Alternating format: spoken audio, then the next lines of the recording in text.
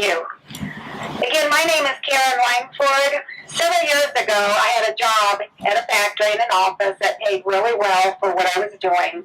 I had excellent insurance. After 8 years, I was downsized. After that, life sort of happened to me. I ended up moving to Cookeville, and since then, I have been paying for my own insurance because I was one of those that fell through the gap. And when I tried to get on the ACA, they told me I didn't qualify. There are many times that my insurance premiums that I am paying are more than what my monthly income is. Since I was downsized, I've gone back to school and I've gotten my bachelor's and my master's as a minister. I have my doctorate as a doctor of holistic ministry. I'm a speaker, I'm a writer, and I'm a substitute teacher. But as many of you know, substitute teaching isn't always constant, so it's not an everyday thing for me. And that's why sometimes my premiums are more than what I get paid. Also, many of you may have the idea that all the pre-existing conditions are no longer allowed. But for those that had personal health insurance before the law went into effect, pre-existing conditions got grandfathered in. So I have several pre-existings. One that if it would happen to me, it could kill me. I've been very fortunate. I haven't had that problem for a while, and I'm not even going to put it out there that it will happen. But basically, I'm carrying insurance just for emergencies only.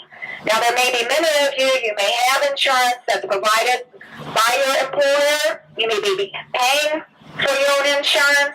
But I'm telling you, I never in my life thought I would be in the position I am today.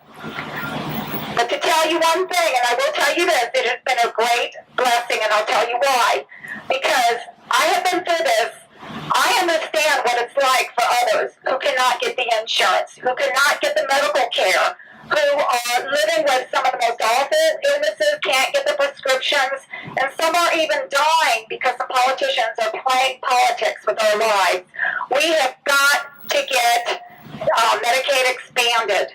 We've got to get TennCare expanded, whatever they want to call it, because one of these days, it could be you, it could be you, it could be you that is in this situation. And you never, ever, ever want to be in a situation where you have to die because you cannot get medical care or because you cannot get insurance. So please, please, please talk to your politicians.